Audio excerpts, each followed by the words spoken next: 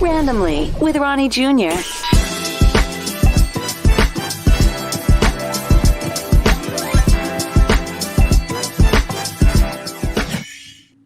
And welcome back to another episode of Randomly with Ronnie Jr. That would be me. Aaron Skyy, musician. We'll start with that, but obviously there's a lot of other slashes. Welcome. Is that a good title for you? Aaron Skyy, the musician. We'll go with that. I like that. Aaron Skyy, the musician. Aaron Yeah. Skyy, the guide. We just all right. Well, we'll learn all about it. You know, one thing with Randomly with Ronnie Jr., my whole goal and vision was I kind of always liked that.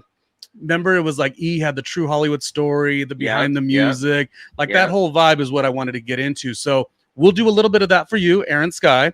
And welcome to the show. My first thing is I want to know, because we're going to go through a lot of different things that went on in your life, and that of course does become paramount into the music. But like, how long has this journey been for you in terms of becoming a musician? Were you the type of person who grew up with like a musical household? Was this you navigating into the arts on your own? And also, you know, neither of us are spring chickens. We've been in the business for a while. When did you get started with everything? If we could start with that, Aaron, I think that would be a really great starting point before we even get to the new music and stuff like that. I actually got started in 1992, 94 with music videos. I was in Janet Jackson's You Want This music video, and that's kind of where it springboarded everything for me. From there on, I did some acting. I was on a couple of TV shows. I did a group with a buddy of mine, Brian Austin Green. Jumped out of that, got a record deal, left that record deal, got another record deal, left that record deal, got another record deal. So fast forwarding, since I've been in this since I was 13 years old, pretty much. And now I've rounded back to it, early 90s, all that to end of the 90s, early 2000s.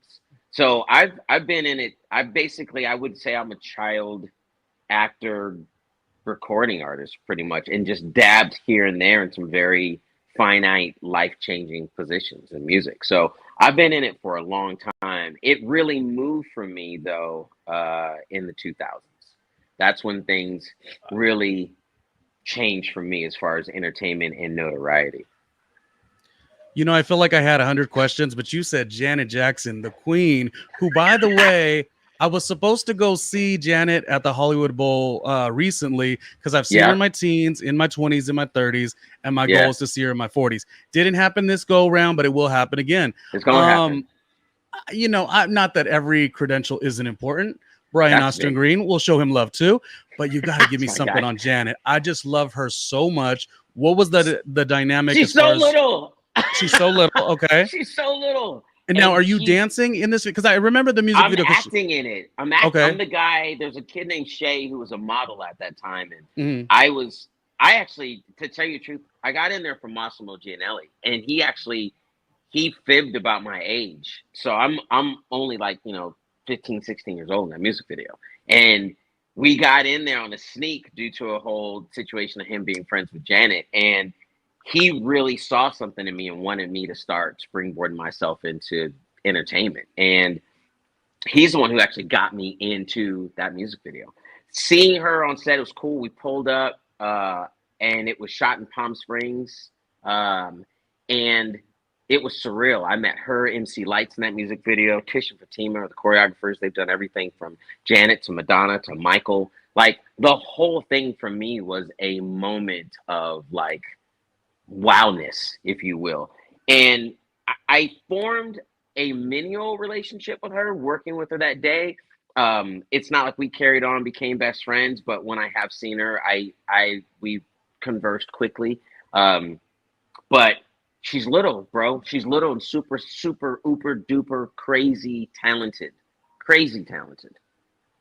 That's all I can give you. She's amazing. It's good enough. And again, no knocking of any other credits, but it's just I really like Janet, so I was like, ooh, let's talk about that. And that's interesting.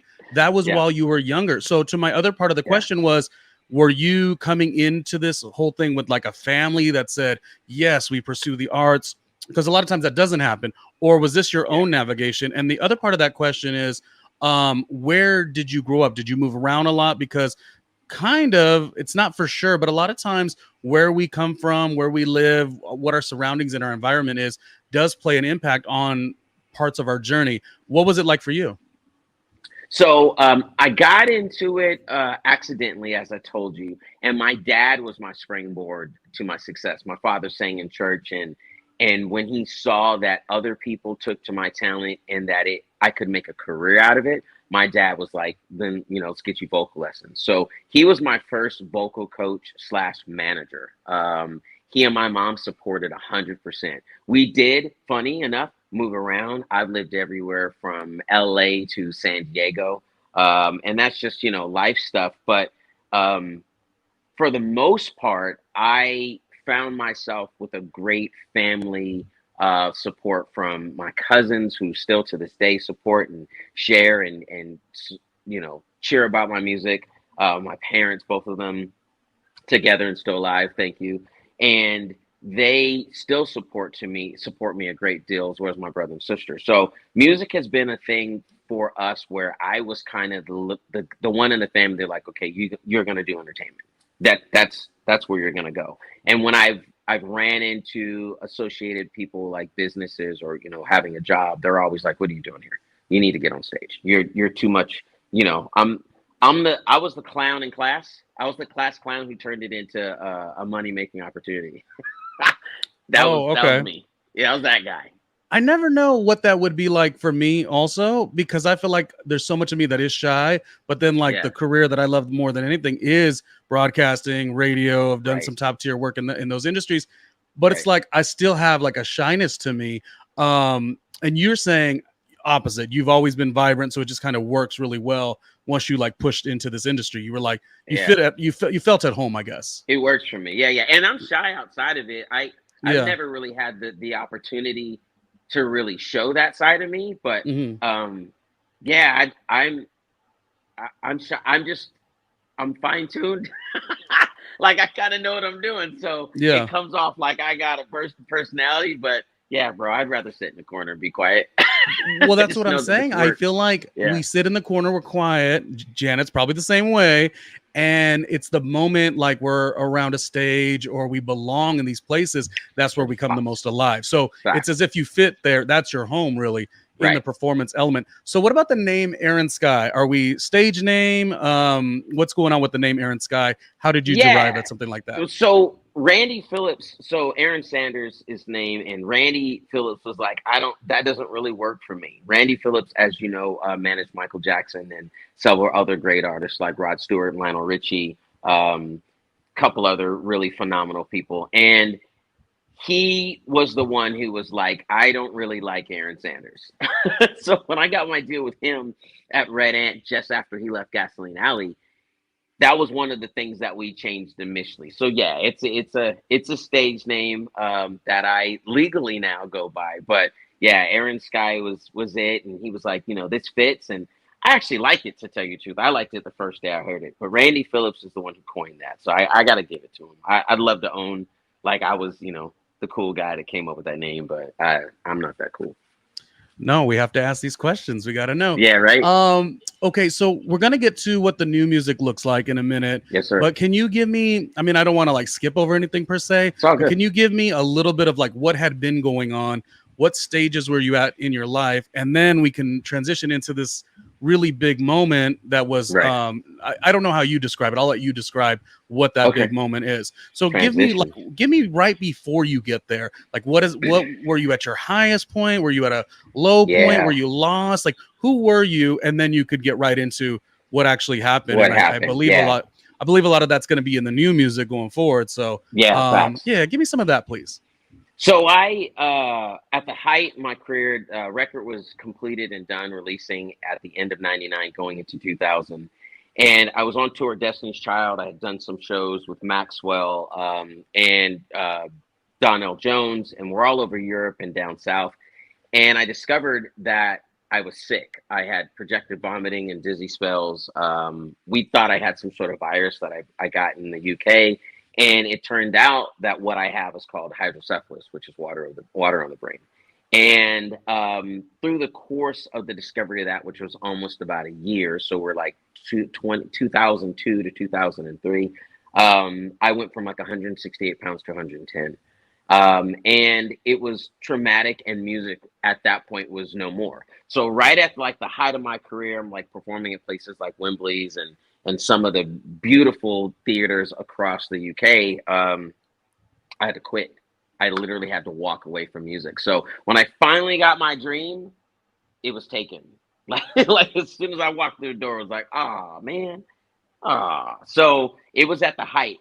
And you're also at probably a pivotal age too. What, if you don't mind asking, like what age were you when all this is happening? So 22, rough about. Yeah. So this is when you're ready to take off, really, not just career, but like 22-year-olds are ready for the most bro. part. That's when you're like, I mean, look at Michael at 22. Look at every great artist you've seen in that age of their early 20s.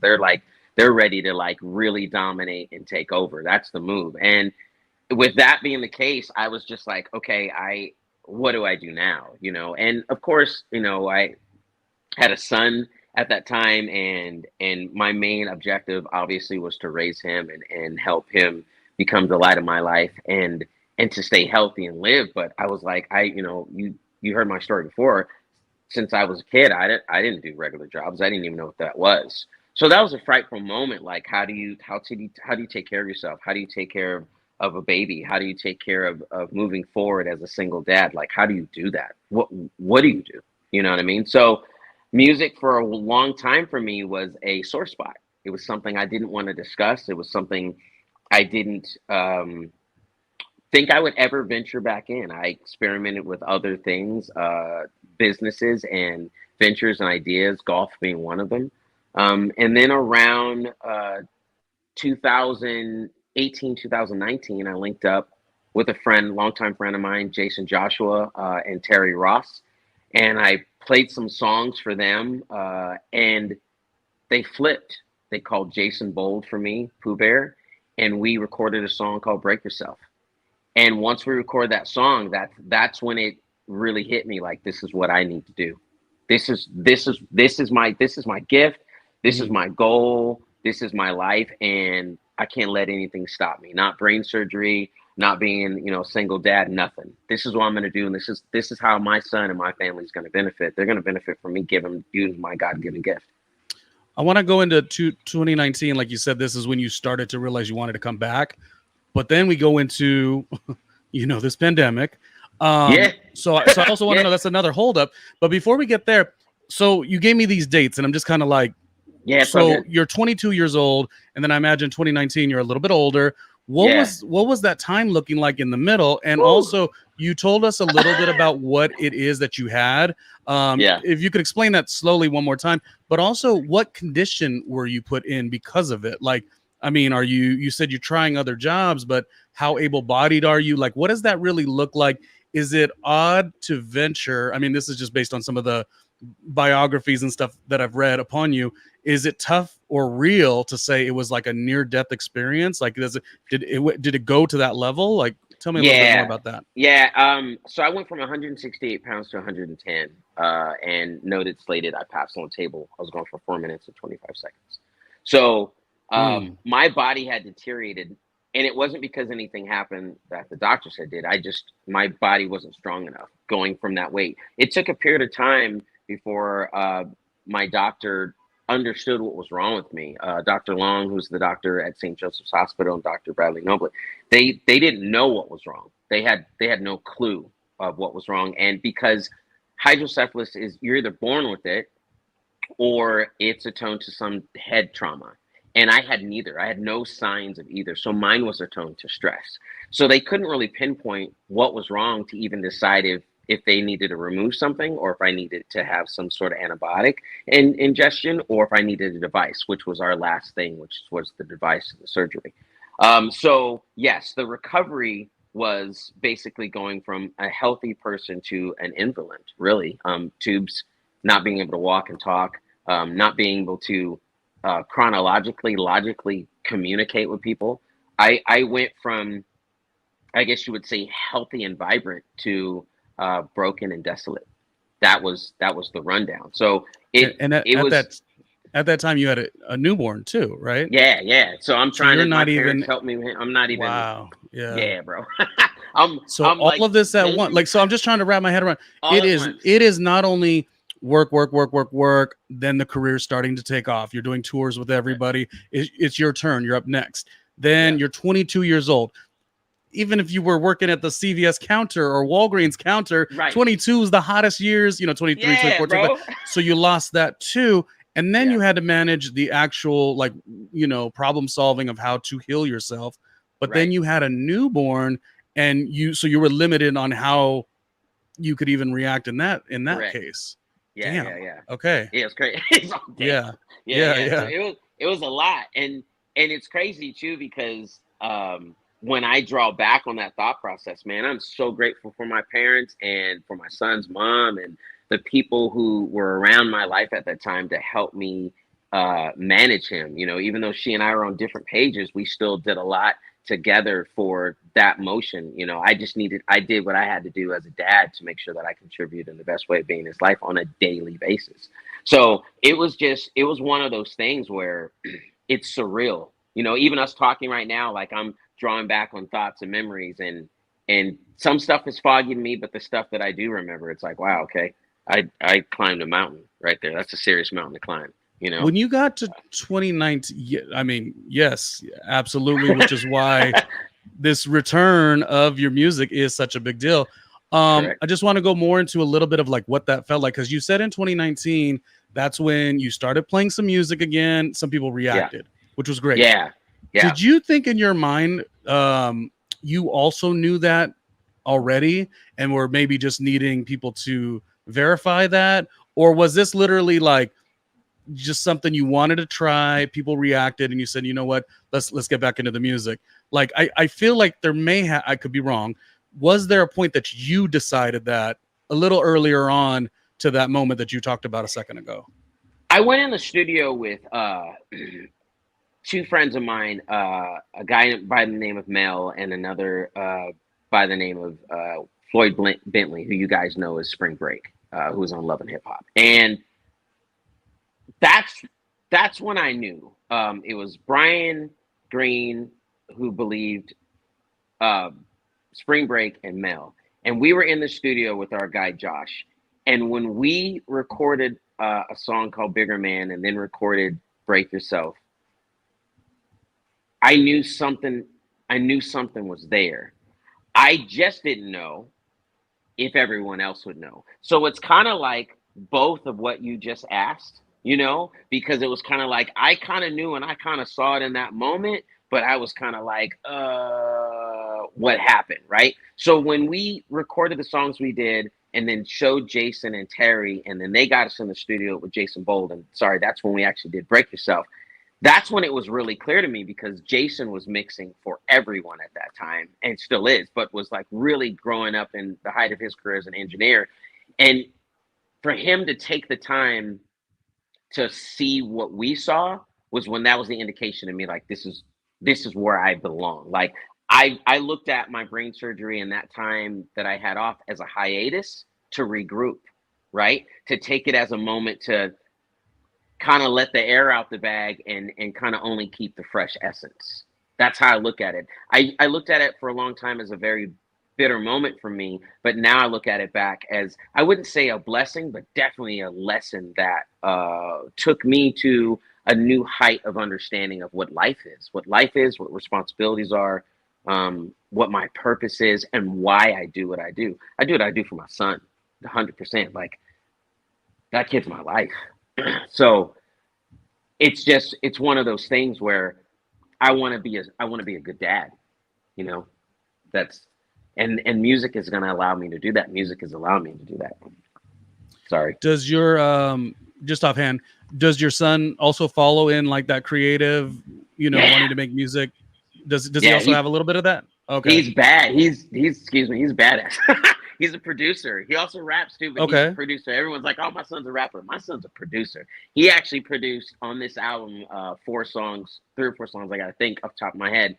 Yeah, California, S&D, Smoke Session, and I know there's one more. And he's good. He's really, like, I'm not gonna be proud daddy right now, but he like taught himself how to play the piano as a producer. Like he's in there, like he went to LA film school. Like he's good, like really good. If I didn't know him and someone brought him into the studio, I'd be like, yeah, I'll work with that kid. That kid's hot. I like him and respect him as a producer, not even being my son brought up in it as a producer. He knows his music. He knows what's hot. He's got his ear to the ground. He's very formidable, all types of music, from Beethoven to jazz, neo, soul, hip hop, R&B, West Coast. Like he's taken his roots and he's applied it to himself, and he's dope. Like his name's JC, and he's just, I don't even know what to say. Like I'm honored to work with him. He's probably one of the sickest cats I've ever worked with, and that's facts. If he was my child or not. Good. Straight up. That's like, you know, you miss sometimes to connect, so you get to really, like, you know, I don't want to say make up for lost time, but in a way, kind of, yeah, right. Can I ask you about the creative process? So you knew what things were like when you were on your ascension to greatness before what had happened. Can you remember that era, and then also remember what your son's era? What do you think about the difference between creative process back then and what it is now? Or does it even seem like a hindrance at all? Because it is so different. I just wanted to get your perspective of what that feels like, because you went through it and now he's going through it, you know. So it's a lot more what are your overall thoughts? It's compact now. Like, you know, you could do everything at home. You know, you don't have to go to a big studio. So when I was doing it, like, you know, you want to go to Paramount, you want to go to Entourage, you want to go to, you know, all these, you know, big, huge studios, and you want to record in those studios because that's the vibe and energy. And today, like, you know, they're like in a closet in the car producing down the street, you know, on their iPhone, you know what I mean? And still come out with a hit. So it's two different facets. However, I think the combination of past and present is why I was able to create the music format that I did on all three albums that we've done. Like, we've been able to take the elements of history and put them with the functionalities of what's coming in the future, and make stuff that a lot of people, I don't think, can really touch. I mean, I'll be really honest with you. Like, a lot of stuff is tingy, and we didn't get the tinginess. We have very bottom feeling, very essence feeling production. The vocals are authentic. Yeah, I use autotune, but I use autotune as a frequency enhancement, not the way I sound. Like, I don't sing through autotunes. I'll give it to you live as well as I give it to you autotune. It's going to sound the same because I use it as an effect. So a lot of that stuff, honestly enough, was brought by the younger cats that worked on my record that are listening to autotune all day. And they're like, well, let's just use it on a last word effect. Let's use it as a foundation and not use it as the encumbrance of your music. You know what I mean? So it's kind of cool working with JC and some of these other producers that worked on my records, Tayshawn, and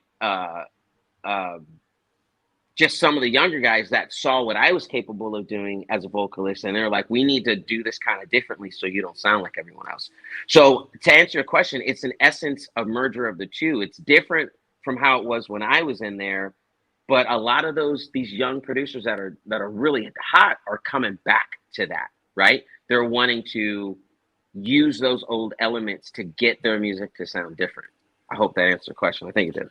No, it's good. And it's something that I even need to do a little bit better, is to, like, I know what I know and what I like and what fed my generation or where I'm going directionally. But sometimes, to not know everything could be a hindrance. And it is good that you could connect with your son in that way, so you could bridge the gap and sort of give yourself a mass appeal. Just because you do what you do, he does what he does, everyone kind of comes together. That's actually a really smart thing.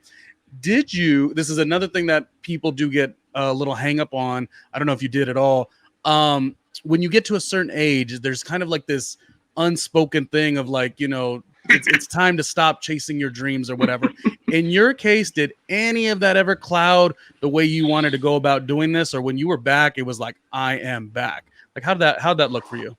Oh man, how do I say this in the most humblest way? I got something for the people. That's all I can say. Like, for me, the age thing didn't come into play because I've not been aging in that way, if that makes sense. Like, when I left, music was a way, and when I came back, music was another way, and I adapted to both. Does that kind of make sense? Like, I think if I had lived in it the whole time, then it would be more difficult for me to manage the transition of sound and understanding that I think a lot of people have an issue with. But I literally, when I mean walked away, I mean I literally walked away. I started playing golf. When I got well, I was trying to go on mini tours. Like I got to being a scratch handicap. I had a sponsorship from Bridgestone. Like I left. I was like, I don't even talk to me about music. I'm healthy now. I don't even want to talk about music. So when I came back, it was like fresh ears to me.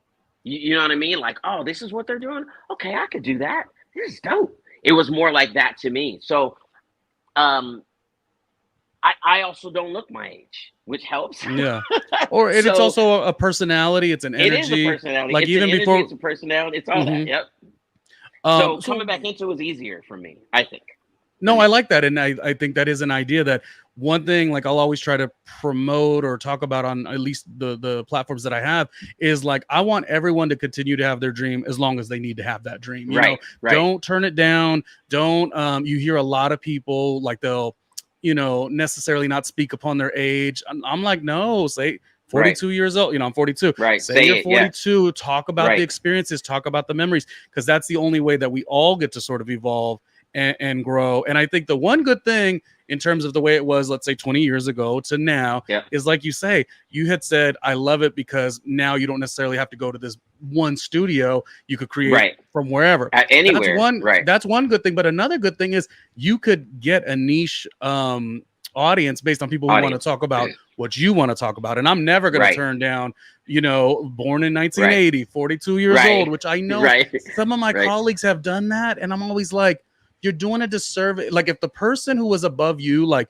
you know, the generation above you, if they wouldn't have done that, you would have been able to come into your, in this case, it was like 30, your movement, your 30s and 35 and 36. You would have felt comfortable. You only don't feel comfortable because you're trying to like make it. And then when you're trying to make it, you're trying to squeeze everything into like what you feel like the product should be. What I feel like you're doing is like, you're saying, forget product. I just want to do the music that moves me. So my last question on your challenges and roadblocks before we just get into the stuff, and you're probably like, damn it, Ronnie, let's talk about the music. I'm not actually. Like I had like 3 other things to say about the age, but let's go. No, go. Hey, just talk about it. Talk about it. You could do it. You could go. Okay. You could go.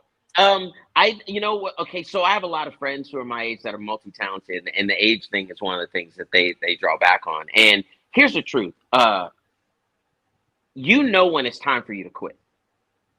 You know when you're like, okay, I'm out of touch, because you start to not relate to the music. I can still find the pluses and minuses in the music. I can still find the place where I'm like, this is really hot, but that's not really hot. This is really cool, and that's not really cool. And a lot of times it's either side. Like, you know, JC and I will agree on certain stuff with some artists, and then on other stuff with other artists, we don't initially agree, but then he'll come back and he'll be like, you know what, Dad, I see what you're saying, because this doesn't sound like this and that doesn't sound like that. And I do the same. That's how I know I could still function with the young listeners that are between the ages of 18 to 30, because I can still talk their talk. I can still speak their language and not lose them. Does that kind of make sense? Where some artists, you know, they can't talk that talk. They can't speak that language anymore. And when you can't speak that language, or you don't look comfortable speaking that language, that's when your platform is done.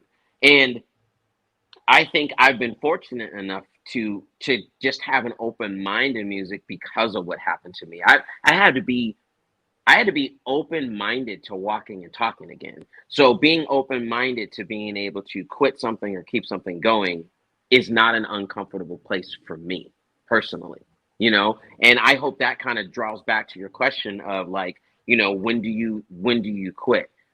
My situation is also very different. I'm not a guy who woke up at, you know, late 30s, early 40s going, oh, I want to be an artist. And I had never done it before. That's a different thing. That's like wanting to be a professional football player or basketball player, baseball player, like at that age. Like that road is crazy. But I'm kind of picking up with some of the same contacts that were there before I left who are higher in the game now. I'm also picking up with a dormant talent that has been sitting there actually progressively getting better. And then I also have something that a lot of people don't have is I don't have the quits. I don't have a plan B. There's no plan B, plan C, plan D for me. It's plan A, and that's what we're doing. It's Aaron Skyy, and there's nothing else. So if I don't make it at this, I don't know what to tell you. So having that mentality is different. That doesn't allow me the space to even consider age or slowing back or thinking of something else or going to my day job. This is my day job. That's right. It. So it's a little different for me in that sense that there is no plan B. And sometimes when you give yourself no out, you make it happen. Whenever you give yourself that out, you're going to take it. It's human nature. You know what I mean? Always. You know what I mean? Yeah. There's a short road over here. There's a long road over here. Long road's going to lead me to diamonds. Short road's going to get me a couple pennies. And well, at least I'll get there faster. That's most people. Yeah. Me, I'm going to go ahead and take the diamonds. I'll see you at the top.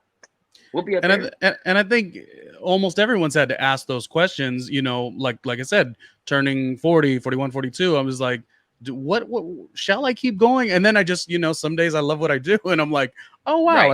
I kind of like it so much that it can't be anything to turn down. And I mean that across the board, not just for you with music, but like whenever you see, not to go on a tangent, but when you see, it's all good. It's a little unfortunate, like women on television get aged out so many times. I don't even like that. I just feel like why it just boy, those ad dollars love that 18 to 35 year old demographic. Well, because it's forever. Yeah, and it's all fine. But this is because I always say like the internet stuff and the digital stuff, it's like it's hiccupy. You know, sometimes some of the stuff is not great, but these are the few things that crack through where you're like, okay, you get to build, you get to get an audience that makes sense to you. Okay, I want to do the music. This is just the last thing I thought was funny. Okay. So when you finally got back into it, almost therapeutically in 2019, you got the affirmation, you're about to start. The world shuts down. Did that also become a big thing for you, or how did you? I mean, because I feel like 22 was supposed to happen. You go through this major thing, and it's like, okay. I even left something out. I didn't even leave the other thing. You would have been like, what? Well, the Michael Jackson thing. I dropped a record in 2007 called The Frequency, and Randy and I were at that point we already knew that Michael was doing This Is It tour. The world didn't know, but I knew. And that was supposed to be my debut on that. And then the Michael Jackson thing happened. So it's like you've been at the finish line a couple times. Bro, every time. A couple times, yeah. When the pandemic happened, I was like, and I have partners. I have investing partners. So they were like, what? Oh, bro, what are we doing right now? Like, what they got to the point where they're like, let's just release a record. Who cares what happens? who even cares? Yeah. So when that happened, again, I took it as a regroup. I took it as okay, what do I do? Epic Records closed, which is where I was going to go get a deal. LA Reid left. Like those kind of things happened. And then I was like, okay, well, this has been set for me. This has been a tone that I needed to grow through, that was set for me. That music is what I'm supposed to be doing. So it doesn't matter if a brain surgery didn't stop me, if a passing of a friend didn't stop me, then I can't let this stop me.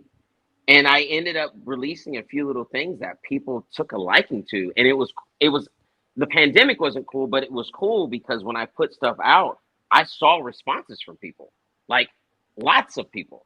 Like, we love this music. Wow, it's nice to hear vocals back. Like, I actually put 2 songs out. I put out Smoke Session and I put out Tonight. And I got a very warm welcome from strangers. And that was helpful to me. That was peaceful to me. That even though people were going through a very hard time, they were still listening.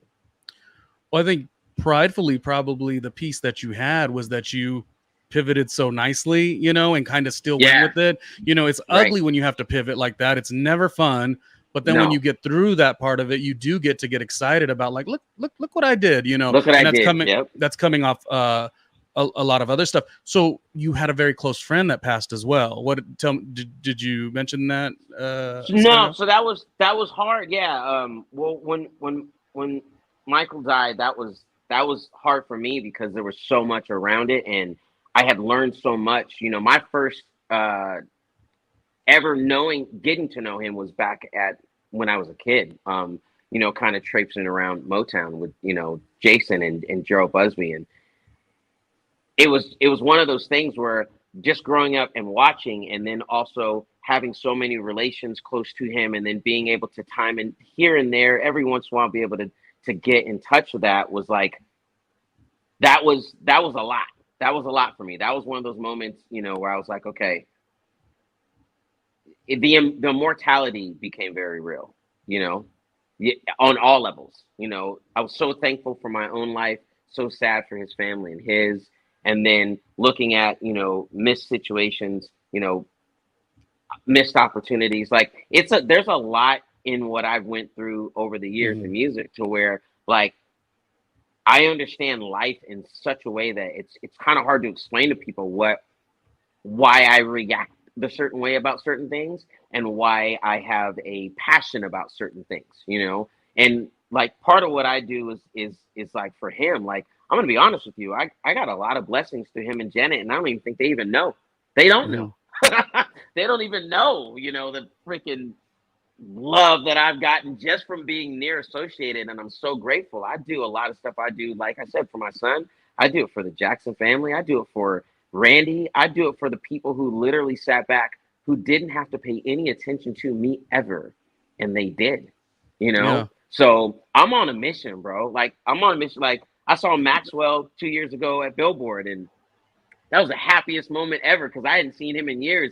And when you see the video of us like laughing with each other, it's like two brothers seeing each other. It was nuts, you know what I mean? And the fact that he remembered me over all this, because, you know, you meet so many people, and I was in and out, you know, and the fact that he was happy to see me as much as I was happy to see him, and asked me how I was doing, like, bro, those are kind of moments that I'll never, those matter to me more than anything. Only thing next, I want to hear fans sing my song when I'm on stage. That's next. And I'm probably going to be like, I'm done. As soon as they start singing one of my songs, I'm gonna be like, I'm out. There it is. And you got to cherish those moments, especially knowing that you were there, that huge gap in time, and it's still feeling so natural. That's huge. I want to talk about the music, because I've asked every other question. Let's take a beat real quick, and we'll come back. We'll get into the music. Let's just take a quick break here. Well, hello there. Thank you for watching and supporting the show with my good friend, Randomly Ronnie Jr. Who the hell am I? Great question. My name is Mark Rodriguez with Mastermind Media, and I wanted to take just a moment of your time to let you know about all the other incredible things this guy, Randomly Ronnie Jr. has going on. But first, before we get into that, please comment, like, and subscribe. That is how he grows here on these channels. But one channel you probably don't know about is patreon.com/randomly Ronnie Jr., where he's got a bunch more exclusive content. So please check that out. But speaking of YouTube, let's go back to YouTube for a second. He's got this hashtag, randomly with Ronnie Jr., and it shows all of his stuff in his days in radio from back in the day all the way up to present day, and his new interviews, podcasts, just videos across the board. So please check that out, because when you think about content creators, there's millions of content creators, but there's only one, Randomly Ronnie Jr. Let's get back into the show. All right, back into the show. So I should tell you the reason, and it's, I wanted to get to the music this whole time, but I should say that for a while I used to work on this show called American Latino TV. So we would do hour-long interviews, but we had to cut the segments into like 4-minute vignettes. And so I'm just always mesmerized, even when a PR rep had reached out to me about you, like when I'm reading the story, I can't escape like that stuff. Like, and I never want to make it, and I never want to make it like where you know, if it's hard to speak about. I'm just very intrigued with those aspects of the story, because it could have went a different way, you know. Well, you know what's funny? The only thing that got me choked up is when I started talking about JC. Like the brain surgery, I'm like, I had brain surgery. Whatever. But as soon as you ask me about JC, I'm like, I don't know, I just love that baby. That was but like I said, it's no, but it's so dynamic with your child. And like I said, it's something that I don't even do good enough. I do what I like to do, what makes me happy, what suffices, like, let's say, the target demographic, but I don't because I don't have nieces or nephews or children. So I don't often dip into outside of one of my little cousins, but like I don't really get to see what's that next thing coming. And if you can do that musically and you get to see him shine too, that's a whole nother part of it. It's like crazy. Your own career, but then also like looking back and seeing him shine. Okay, so doggone it. Tell me what is going on musically now. We've been through a lot, in this little conversation. What is going on currently? And I feel like as a person, you want to just, jump out of your skin, let the world know. Let's get busy with music. Give it to me. What is it? So The Return is out. It's on all platforms: Spotify, Pandora, YouTube, everything. It's everything. If you don't know, Google it, check it out. It's going to tell you it's everywhere. And that's what I keep telling people. The Return is everywhere. And it's my return to R&B music to kind of show people like I still got it. I'm going to say it. That's what it is. It's, look, I can do this. I can do this. Didn't know I can do that. There you go. Here's this. Check that out. Here you go. Check this out. And then it's kind of like one of those things. Okay, you happy now? Now I'm going to step into this other stuff. So it was kind of a decision made because the other two records I did are not a far reach from R&B, but they kind of step off the R&B beaten path. And my team and I sat down and were like, you have all these great R&B songs that no one's ever heard, that you did between, 2020 and 2022. You need to release these, don't make them a bunch of singles, put them on the album, respect your fans who like albums, and drop it, put it out so that people can hear it and appreciate it. And so that's pretty much what we did with The Return. That's what that album is about. That album is about full-fledged get down, and it's a press play walk away album.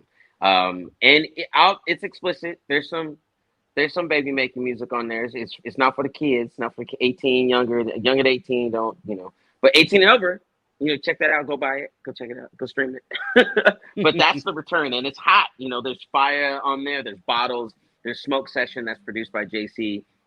There's S&D that's produced by JC. Kind of has like a Jodeci type vibe to it. There's Cali Ride, which is, riding through a California song. And so that album is hot. It's danceable. It's clubbable. It's so cool. What's coming out in August is a album called Alive, which is all acoustic, the entire album. And it's everything. It's everything. It's got vibes like Glass Animal. It's got vibes like MGK. It's got vibes like acoustic Babyface. It's got any acoustic song that you loved, I'm giving you that kind of energy. And this is kind of where I was going, and it's just a cool album. I believe in doing bodies of work. That's what I'm bringing from the past. I'm bringing bodies of work, and then I'm going to release those bodies of work individually as we go off with videos and produce as a single, just like they used to do back in the day. So you get like a full body of work when you're listening to my stuff. I'm not going to tease you with one single and come out with once a month. No, it's a whole album. Go buy it. Go get the whole album. Do you have a concept from beginning, middle to end? And it sounds like your overall style is not, you don't shy away from bringing in things that typically maybe wouldn't always be thought of all on one album. I mean, is that something, I've never made an album, but is that something that artists have a problem with? Like, do they sometimes get a little worried where they have to do everything so synonymous? Is that something that, it's hard because if you're an artist that like you're a perfectionist, which a lot of us are, it's hard to set your mind in different spaces. It's difficult, and you so desperately crave to just be creative and not think about the other facets of what goes into it, not to think about the invested money or think about branding or any of the other kind of stuff. Now, we're learning in this new age that if you can be an artist/business person, then you will have greatest benefit in throughout your career of understanding all the different facets. And luckily enough, I've been around enough successful executives in music that they inadvertently, probably on purpose, as well as inadvertently, taught me how to do that. But putting together an album to me is more efficient than recording a song. It becomes very scattered when you record a song. But when you put an album to play, these songs have a mutual love of play out that grabs an audience. They can sit into you better, right? When you look at artists like her, or Janae or these other artists that out, you notice they drop bodies of work. And you fall into them because when you come to that show or that concert, you're going to hear that consistent sound that you fell in love with. You know what I mean? Then these scattered singles all over the place. So I just from my own observation, I'm noticing that does a little better long term than the immediate get in, get out. That's just me. I could be wrong, but that's just what I see. Well, no, that's why I asked that question earlier. Do you like the new creative process versus the old? And so I like that you have certain elements that are a nod to what we always loved from the beginning. That's how we used to listen to music. We really wanted, we didn't want, you know, these artists these days, they just pop things out that aren't even that good. And it's also very weird too. And it's probably a lot different with music, although maybe the same. I know with doing radio, broadcast, podcast, that type of thing, it's a lot of, and I shun it when I hear it. It's oh no, in this digital era, it's about quantity over quality.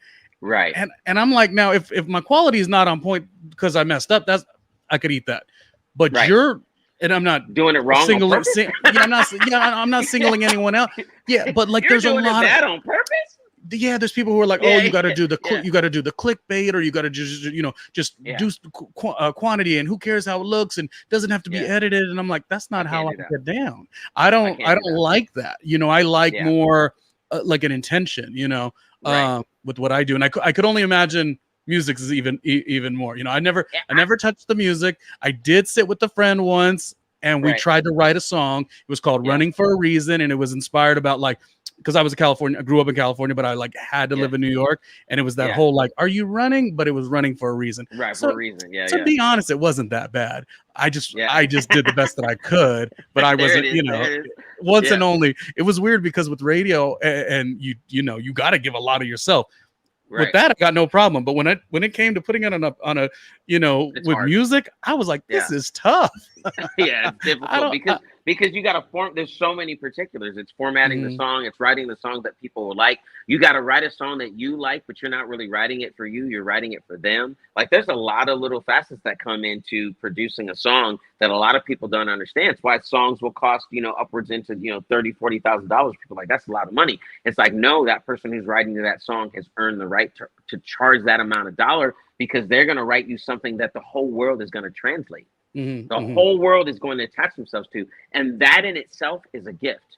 The guys that I know that are writers, my buddy Tyler, Dave Young, Mel, Spring Break, like they're very, very, very talented. Benjamin Laster, like these dudes that I know you see them work, and I shun. I'm like, well, I can't do that.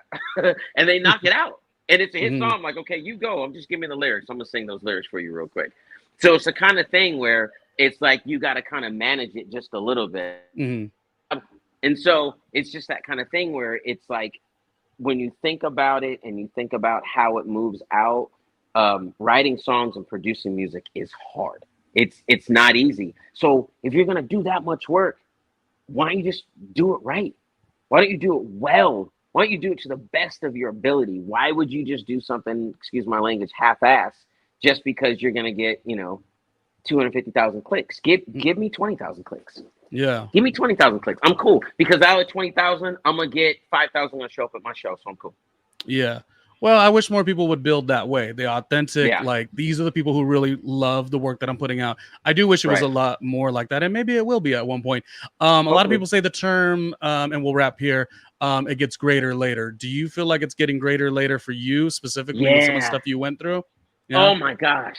Yeah. Like, can you believe we're here? Can you believe you're like at this point, that has been, No, because we're gonna get off this, and tomorrow I'm gonna think about everything I said. Oh. I did ABC in Las Vegas, and my manager Chris was with me, my cousin Vince was with me, and they asked me at dinner that night, what did you think of the show? Because they had asked me when I left, and I was like, I don't know. I don't know. And at dinner, I'm like, hey, man, you think I could have sang that a little better? So my brain works tomorrow. Like, I don't even really register anything in the moment. So the greater later thing literally applies throughout the entire framework of my stuff. And it is greater later. I'm so grateful that I'm talking to you, and that this even happened, and that I'm moving back to where people are even taking interest in what I'm doing. Like, it's so exciting to me. And I just want to just keep showing people. And hopefully, like we talked about, I'm setting some sort of precedence for everything, for style, for music, for the way people carry themselves in interviews. Like, I hope that I get to the point to give people something to aspire to. That's my whole goal. That's it. That's why I'm doing this. With a lot of time away, and now you're back and you're in this groove. The last thing I want to know is what would you be manifesting at this point? Great word. Does that look like something where you start to think who or how a tour would look? Or is that as simple as a music video? Or is that even bigger, like receiving awards? Like, what does a manifestation from this stage feel like? Yeah, I mean, okay, so I got 3. I got 4 on my manifestation chart. Because we got to turn it all the way up. I am not with the whole concert. I want to do humble is fine. Humble is fine. Yeah. I'm not doing that. Not today. No. We're not doing humble. Okay, I wanna go on tour because I want to show people what my stage show is like. I want to show them. I want to give people a show. Okay, I'm not taking away from nobody, but I'm going to sing through the entire show. And if I got to take a breath and put my hands on my knees and tell 50,000 people, y'all don't have to give me a second, I'm doing that because I'm going to sing to you. I'm going to sing and I'm perform. Second thing is, I want to do an incredible, reachable merch line that is just unstoppably exciting on every facet, from fashion shows to dropping it in stores, just producing it to a level to where people want and get excited about wearing what I'm designing. 3, I want to win some awards. I actually, you know what? I don't even care if I win an award. I just want to go on an award show and tear it up. I love to perform. So I want to do award shows. There's some merch development lines that we're doing with some brands that we're teaming up with. So I'm really excited about introducing these brands to the world because they're so cool. They're so fire. They're so lit that I think people are just going to fall in love with them. So again, my full manifestation is to just be the artist that I believe the universe intended on me being. And I believe that I'm ready to do that now. And that's what I'm manifesting, to be the greatest that I can. That's my manifestation. Yeah, and you got a lot of upbeat energy. I was like, "Oh, we'll talk for 20 minutes," but then I asked an hour later, you answer. I was like, "No, keep going. Well, hey, listen, Aaron Skyy, I think this is what is it? The sky's the limit, as people say. Sky's the limit, baby. Yes, sir. And so that's built into the name, Aaron Skyy. I wish you all the best. I guess, I mean, again, I didn't want to put too much of the personal stuff in there, but I do think it's important to say, and let me see, how do we phrase this? Can you give advice, because everyone's situation is different, but there's going to be obstacles. Some of them are going to be very, to the level of which you went through. Could you give advice to somebody who is on their creative path and something just, really, really difficult comes into their world, and how to continue to stay focused and push forward, as you have done? And that could look like anything, some could be finances, some could be health, some could be, divorces. Everyone is different with what they go through. What is your advice on fortitude? That's the word we'll focus on here. The fortitude to keep going. Do you have something for the people? Yeah. Believe in yourself 100%. Always believe in you. Like, make sure that you are pushing yourself to the limit that you can push no further, and then push a little bit further than that.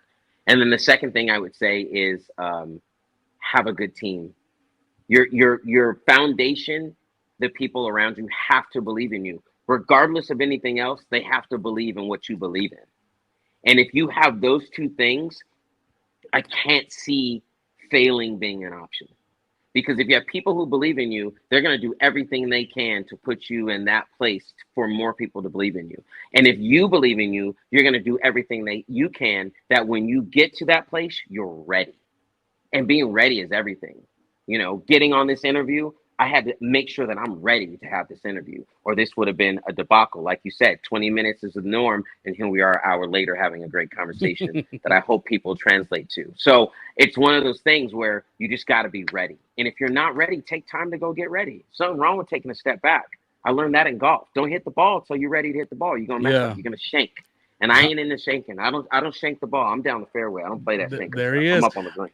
I really like that aspect, though, what you're talking about in terms of like I don't know if you use the word environment or the people that you're around or your team. Yeah. That is so important. That, you know, I'm just going off talking to you and thinking of my, you know, when I started working in radio 20 years ago, and then like how I operate now versus even before, like that's kind of one of the most important things now. Like I think when you were younger and everyone's situation is different, it was a very focused solo.